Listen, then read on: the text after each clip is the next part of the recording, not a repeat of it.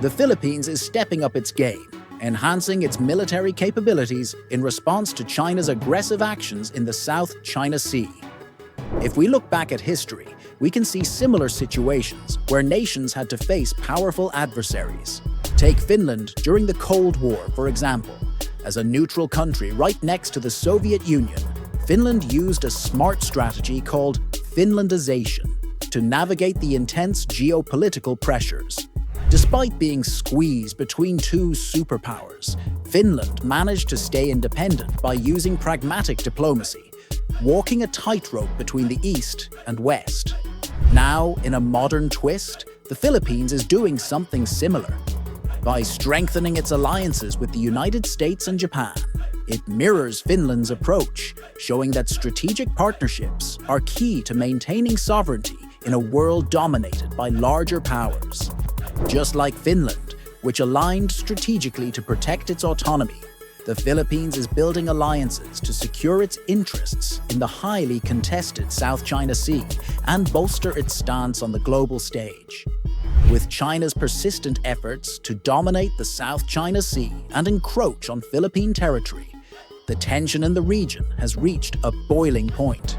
Recent clashes between Chinese and Filipino vessels highlight how serious the maritime disputes have become, and they could potentially draw in the US, a longtime ally of the Philippines.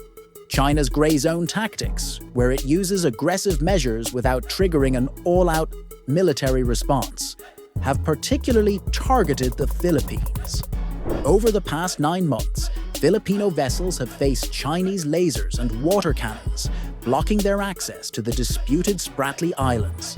But in a gutsy move echoing China's own tactics, the Philippines deployed Coast Guard officials disguised as fishermen to remove buoys that had been blocking access to their exclusive economic zone, EEZ. This bold act of defiance exposed China's bullying and sent a strong message, not just to China, but to other nations facing similar intimidation. The Philippines is standing tall, showing that it won't back down from defending its waters and its people. China is putting heavy pressure on the Philippines, aiming to force them into giving up their claim to the Second Thomas Shoal, a vital reef in the Spratly Islands. However, despite the ongoing harassment from China, President Ferdinand Marcos Jr. is holding his ground, defending Philippine sovereignty with the backing of a 2016 international arbitral ruling, which rejected China's sweeping maritime claims. The Philippines isn't standing alone either. The US has stepped up in support, reaffirming their mutual defense commitments through the 1951 Mutual Defense Treaty. The Biden administration has gone further, strengthening military ties through talks and joint exercises, showing the growing bond between the two nations. It's not just the US that's backing the Philippines. Countries like Japan, Australia, and Canada are also standing in solidarity. Japan has boosted defense ties, while Australia has even conducted joint patrols with the Philippines in the South China Sea. By leading the fight against China's maritime intimidation, the Philippines is setting a bold example for other Southeast Asian countries to follow.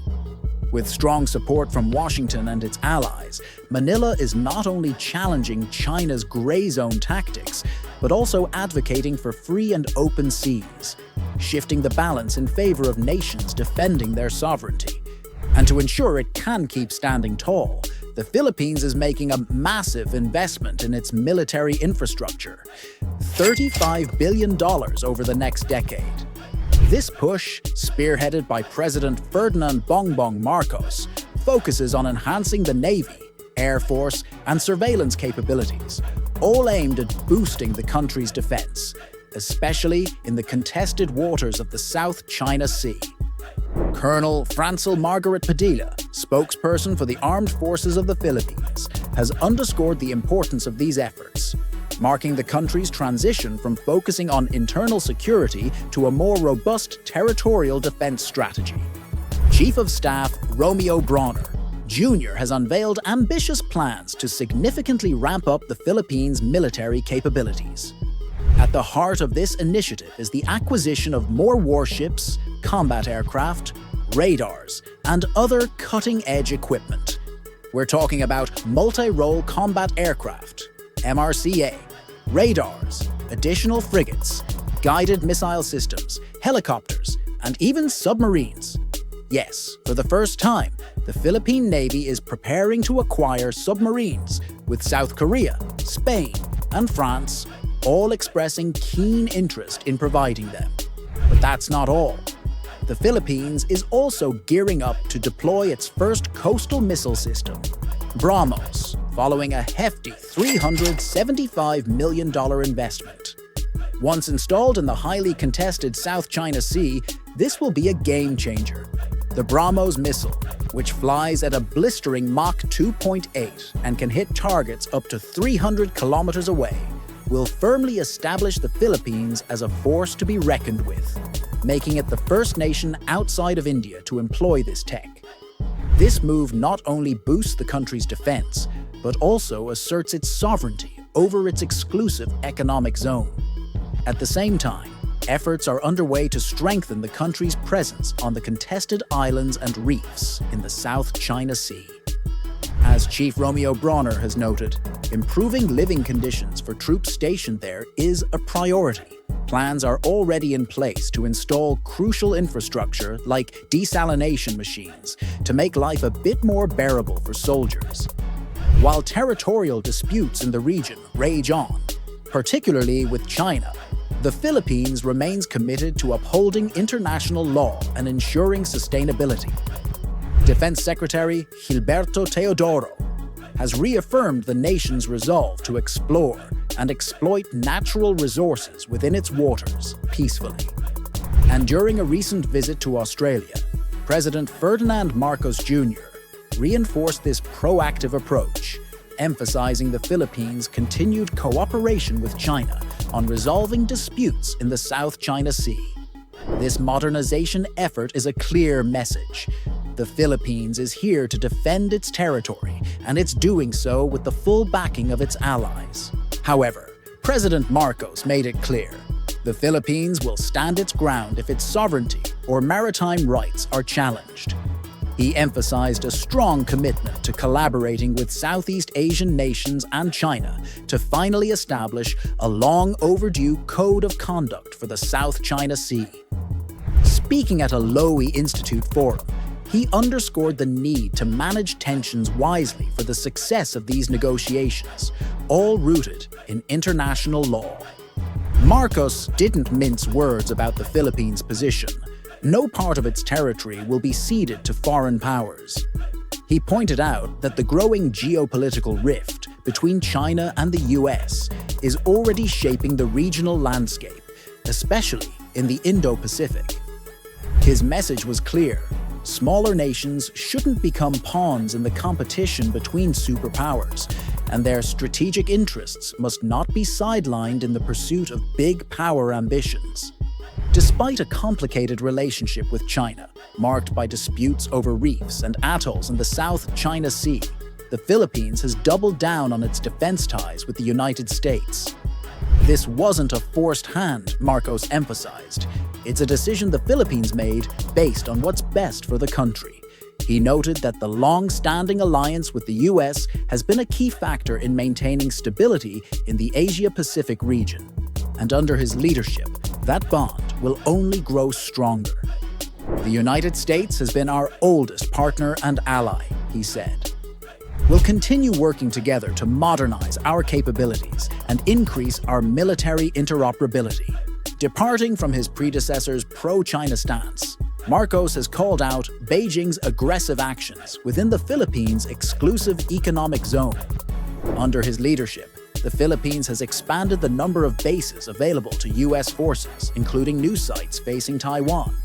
US-Philippine military exercises have ramped up, now including joint air and sea patrols over the South China Sea and near Taiwan, moves that China sees as provocations. Marcos pushed back against the notion that everything should revolve around the US-China rivalry, stressing the importance of addressing any unilateral actions that break international law. He also revealed the green light for the third phase of the country's military acquisition plan, signaling a shift toward strengthening external defense. This move will support peaceful resource exploration and protect the Philippines' exclusive economic zone. And it's not just the US stepping up. During a summit in Manila, Japanese Prime Minister Fumio Kishida pledged defense-related equipment to the Philippines, including small patrol vessels, radars, and drones under Japan's new Official Security Assistance (OSA) framework. This growing network of allies reinforces the Philippines' commitment to defending its sovereignty and standing up to unilateral aggression in the region. Japan's push to strengthen security ties with the Philippines comes as a direct response to China's aggressive maritime expansion in both the East and South China Seas. This move to provide defense equipment aligns with Japan's new national security strategy, which focuses on building partnerships with like-minded nations to bolster regional security.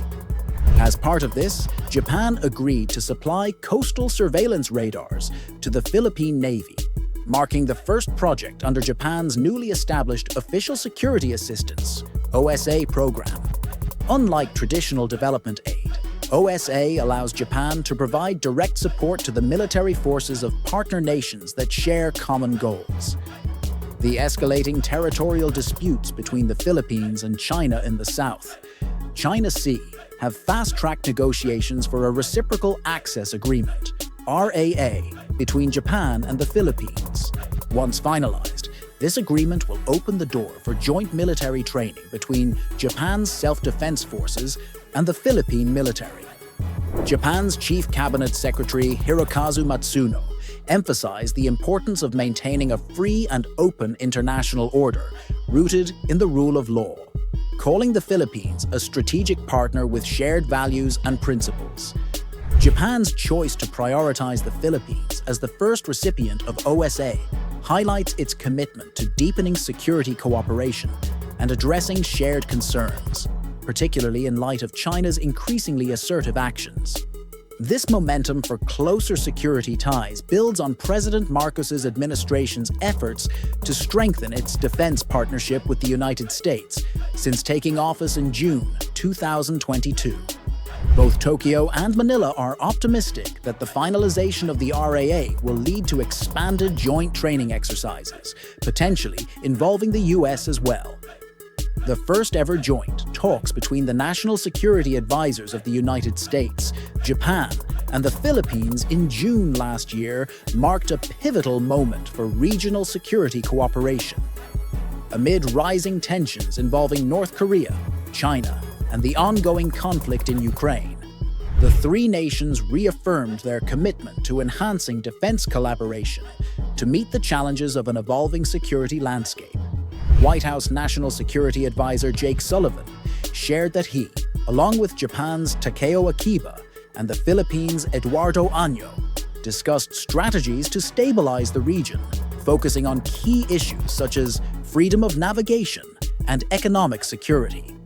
A joint statement from Sullivan, Akiba, and Año underscored the importance of strengthening trilateral cooperation, building upon the existing alliances between Japan and the US, and between the Philippines and the US. Sullivan noted the significance of this new trilateral framework, stating that it would be seamlessly integrated into broader US alliances in the Indo-Pacific. The conversation also touched on expanding cooperation with South Korea and the Quad Security Dialogue, which includes Australia, India, Japan, and the US. The discussions explored opportunities for joint naval exercises in the Indo-Pacific and for greater military coordination in humanitarian and disaster relief operations. Japan's adoption of a new national security strategy last December came with a significant boost in defense spending and a commitment to security assistance for developing nations. The Philippines is poised to benefit greatly from Japan's support, not only in terms of security, but also through infrastructure development. As tensions continue to simmer in the South China Sea with multiple claimants, including China, the US has reiterated its commitment to ensuring freedom of navigation and advocating for peaceful resolution of disputes in the region. The Philippines' decision to pursue its first-ever submarine marks a major shift towards a more assertive approach in defending its interests beyond its borders, signaling a bold transformation in its defense strategy. Approved by President Ferdinand Marcos Jr. as part of the nation's military modernization, this move represents a huge commitment. It's not just about buying submarines, it's about investing in extensive training, high-tech equipment, and significant operational requirements. Chester Cabalza, founder of the International Development and Security Cooperation think tank, describes this as a transformative leap. He views it as a clear sign that the Philippines is moving away from its traditional focus on internal security and pivoting towards stronger territorial defense. According to Cabalza, this could elevate the Philippines' status as a maritime power in Southeast Asia. The country's 2024 defense budget underscores this shift, allocating additional funds to increase its presence in the highly contested South China Sea. Mark Manantin, Director of Cybersecurity and Critical Technologies at the Pacific Forum International, sees the submarine deal as a reflection of the Philippines' growing assertiveness in regional security. The international community has taken note, with several submarine manufacturers eager to secure the contract. Leading the pack is Spain's Navantia, offering two S-80 class Isaac Peral submarines in a deal valued at $1.7 billion. The package includes not only the submarines themselves, but also the construction of a submarine base in Ormoc City, along with comprehensive training, technology transfer, and long-term maintenance support. These 81-meter-long submarines are equipped with cutting-edge capabilities, including the ability to launch attacks from sea to land and conduct surveillance and anti-submarine operations. Their air-independent propulsion AIP system allows them to remain submerged for extended periods, increasing their stealth and effectiveness. Navantia's offering also includes guided Harpoon missiles and Tomahawk cruise missiles, which would significantly enhance the Philippines' naval power. France's naval group is another contender, proposing to supply the Philippines with two Scorpion-class diesel-electric submarines. Meanwhile, South Korea's Hanwha Ocean, formerly DSME, is also in the race, pitching their advanced Yongbogo III submarines, which feature sophisticated propulsion systems and guided missile capabilities. The competition among Spain, France, and South Korea highlights the growing international interest in bolstering the Philippines' defense capabilities, as the nation looks to counter evolving security threats in the region. Analysts see this potential submarine acquisition as a pivotal moment for the Philippines, signaling a strategic pivot towards external defense. Colm Francois Margri Padilla, spokesperson for the Armed Forces of the Philippines, confirmed that the country is still deliberating on the decision, which could dramatically increase its naval strength at a time of heightened tensions in the South China Sea. As China continues its aggressive actions in the disputed waters, the Philippines is determined to protect its sovereignty and defend its maritime interests. By modernizing its military, strengthening alliances with the United States and Japan, and now exploring the acquisition of submarines, the Philippines is sending a clear message. It will not stand by as its territorial waters are encroached upon. Through diplomatic efforts, modernization plans, and international partnerships, the Philippines is reshaping the regional security dynamic, pushing back against China's gray zone tactics, and reinforcing the principles of freedom of navigation and territorial integrity.